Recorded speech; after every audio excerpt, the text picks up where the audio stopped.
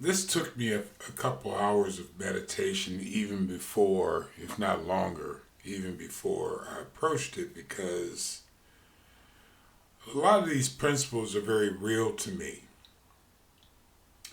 As I learn these things, it reveals things in my own life, and it just wakes me up to a lot of things that are happening.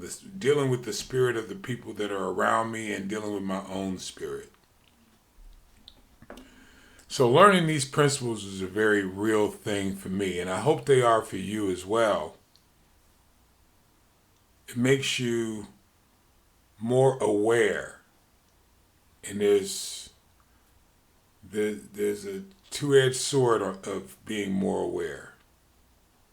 It also means you have to be even more humble and more disciplined with what you understand. It's not easy. You can quickly tap into your emotions and mess a lot of things up, which is the reason why I need to meditate on it. Because there's no room for emotional responses. The idea behind, which is very real to me, and I appreciate that it may not be very real to other people, but the idea behind learning the Word of God and how to operate within the Spirit of God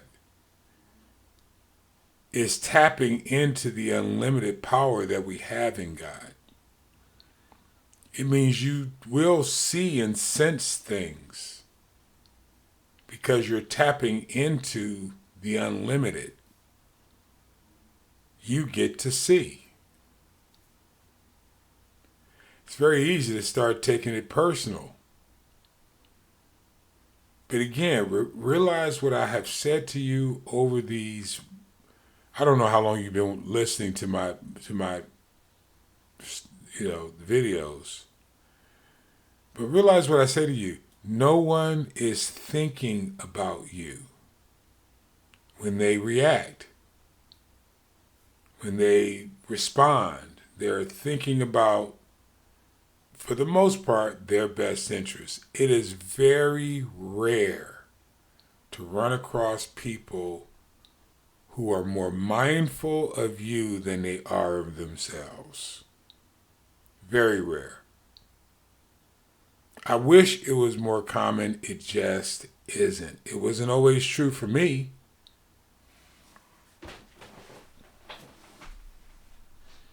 Probably isn't always true for me now. But I do the best I can to live in the reality of the Spirit of God. In the reality of the Spirit of God. That reality means you're dead. It means you die to self and you take on the spiritual journey that God has for you for His purpose, not your purpose. Even though He shows you things that you eventually get to enjoy. I have some things that show me that my life will be long-lived. Good. Now, it may be just the euphoria of my own little brain matter, but I choose to believe that God has shown me some things. And I've taken on the journey of becoming so that I can live in that reality. I have to change. If you want to live in a different reality, you have to change. You have to become something different. You can't demand things stay comfortable for you and things just change around you while you're still the same scared, arrogant, foolish, manipulating person. It doesn't work that way. At a certain point, you have to take on a different mantra to get a different result. If you're not willing to take on that mantra, then the euphoria of your brain matter is just that. You're just dreaming. I don't care what you're pursuing, whether you're pursuing a ministry, a business, a husband, a wife, a different career. If you can't pass the exams, which means you have to change your mindset, you can't have the licenses and the certifications. You have to change it. It's called education. Learning to become something different means actually becoming something different.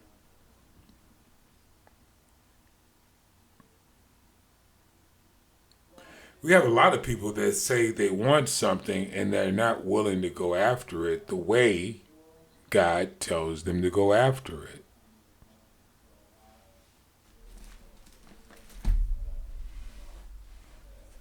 Not.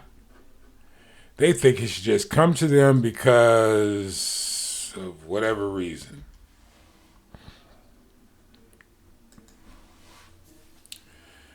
And how they treat people in their heart.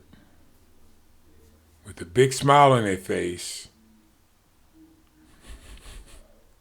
But how they treat people inwardly doesn't line up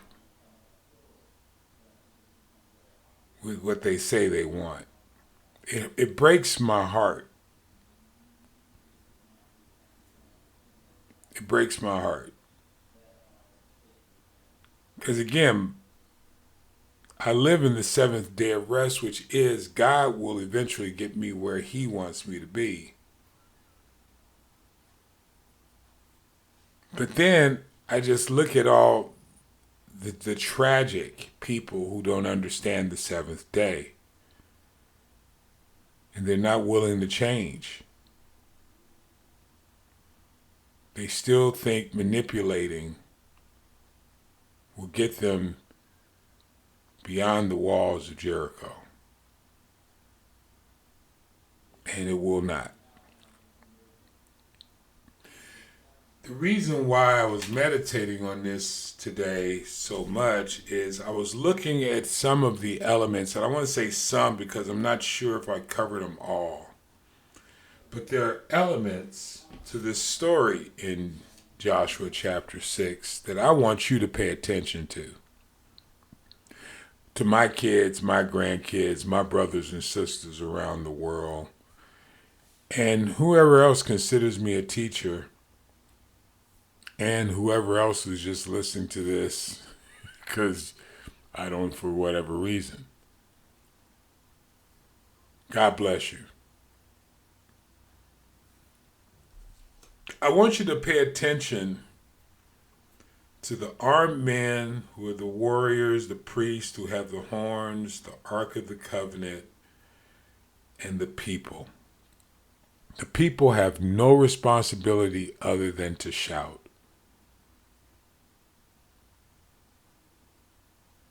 And then Joshua himself.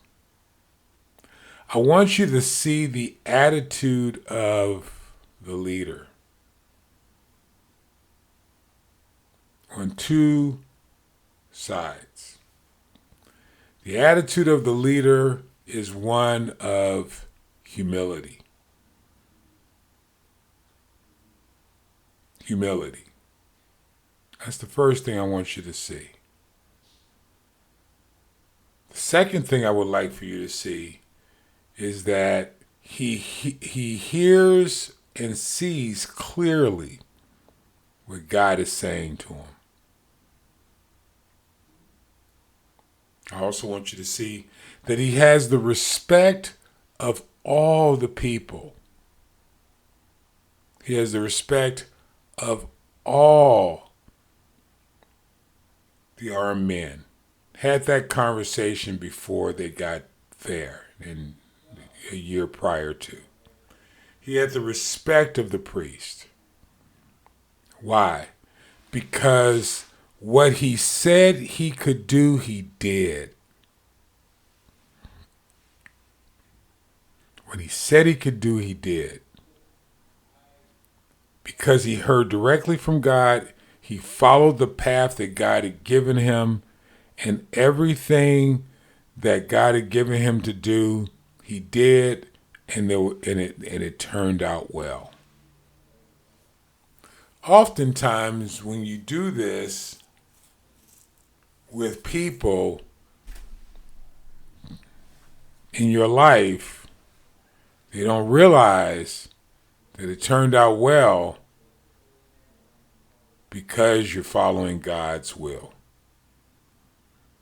And they'll often take credit for it themselves, but don't want to take responsibility for missing it.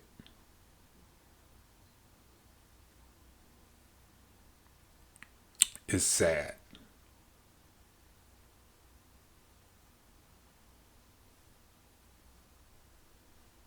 Very difficult for me.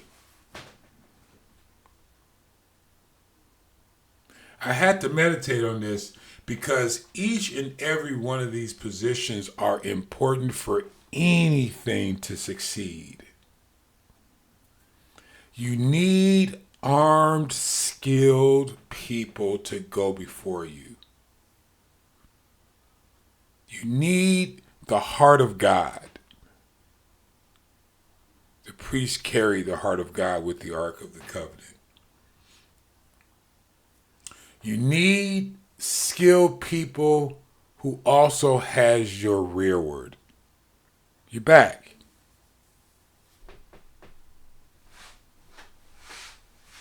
You need people to believe in you. You need the crowd. You definitely need the crowd. And you need strong leadership.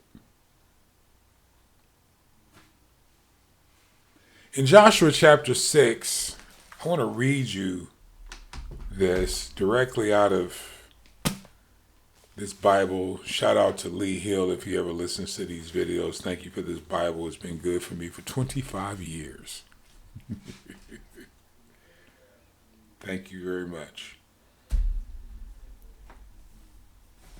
And now Jericho was straight, Joshua chapter 6, verse 1. Now Jericho was straitly shut up because of the children of Israel. None went out, none came in. The power of the people. And the Lord said unto Joshua, see, them folks scared of you. I have given, he didn't say it's scared of you, but he says, I have given into thy hand Jericho and the king thereof, the mighty men of valor. Keep in mind, this has been a year outside of this camp, outside of Jericho. And ye shall compass the city, all men of war go around about the city once. Thus shalt thou do 6 days. And 7 priests shall bear before the ark 7 trumpets of ram's horns.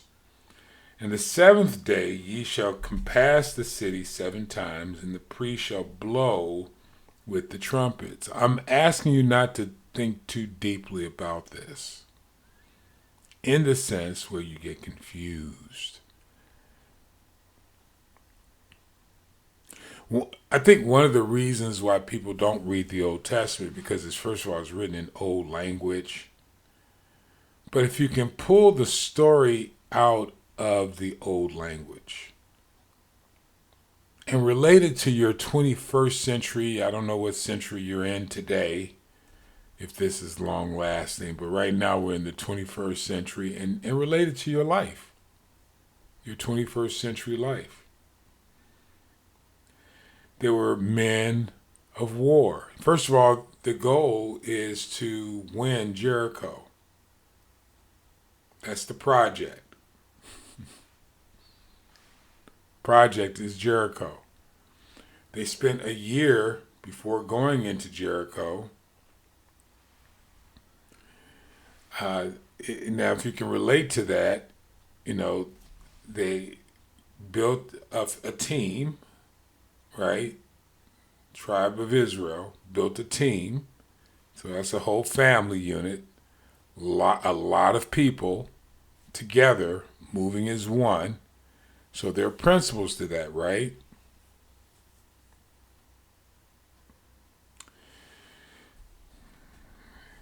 Joshua received word from God. I have given you this land. How do you know he's giving you the land?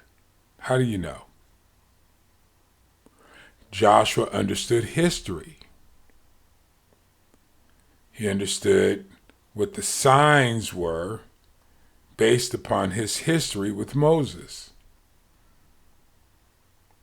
Based upon Moses' history with Israel and Egypt. And, if you will, Ethiopia.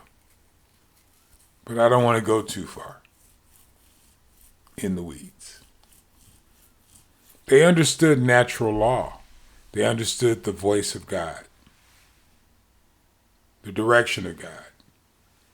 He had wisdom. I mean, I can go on and on. But Joshua was a formidable leader, trained by the best. The miracles have been seen by the priest.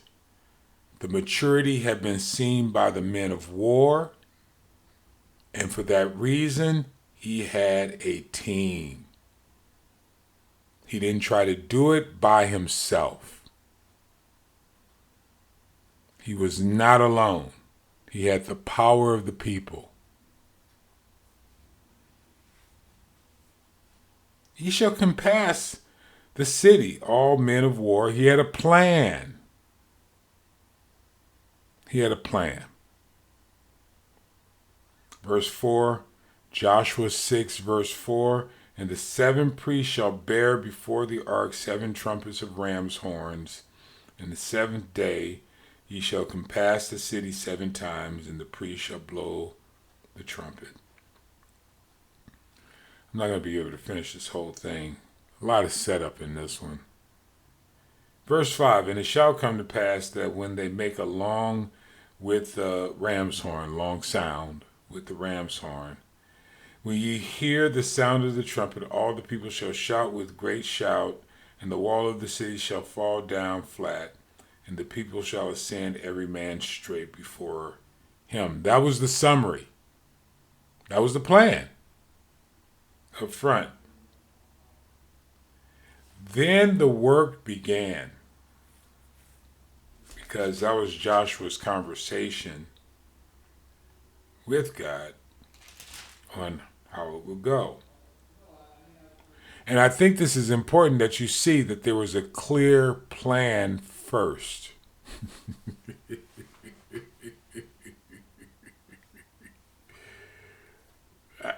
For me, that's powerful. I'm big on making plans. So what I do when I go into a business or whatever, the first thing I do is I sit there for a time so that I can create a plan, because I'm a business strategist, business management. At least that's what I tell myself. I love this. Some people call me apostle. Some people, not very many, but some. Because the strategy of putting something together, and let me just define that, and let me just say this. Apostle is not a title. It's a word that defines what you're able to do. You're the planter of seed. You go before the people and you create. It's not a, it doesn't give me, and I don't have one, some long robe with,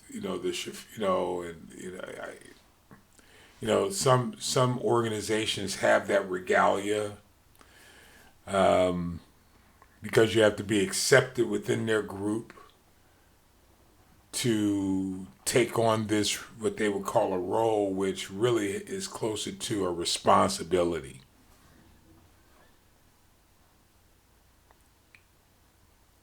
So when you're a strategist, which Joshua is, because I'm just using 21st century language, folks. When you're a strategist and you're managing the resources in the business that you have to create a plan. And then you have to follow it.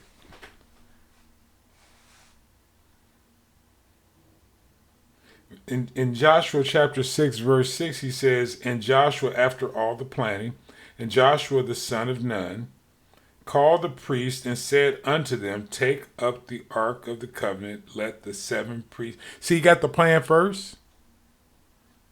Then he started sharing the plan with others. So what happens with us is we may even create a plan, but then we'll start doing whatever we want to do. You know. And then we wonder why God is not blessing.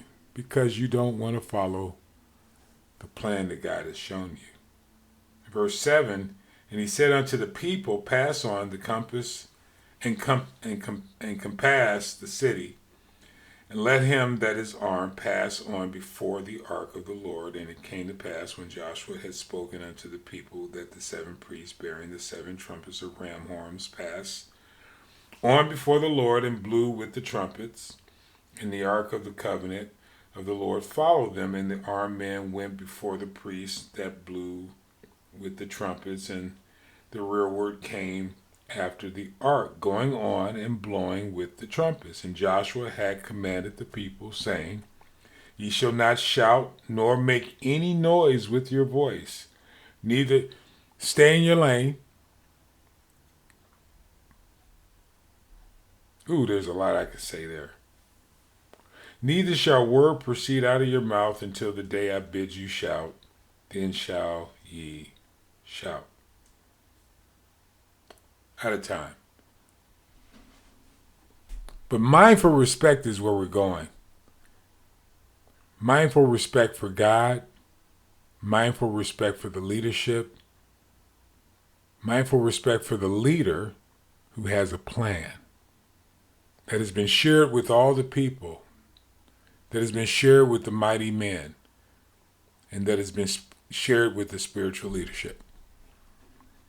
Without that plan, you don't have much. You have wishful thinking. We're going to have a mindful respect number 2. God bless you. Thank you for exploring the kingdom of God and ushering in the kingdom of heaven.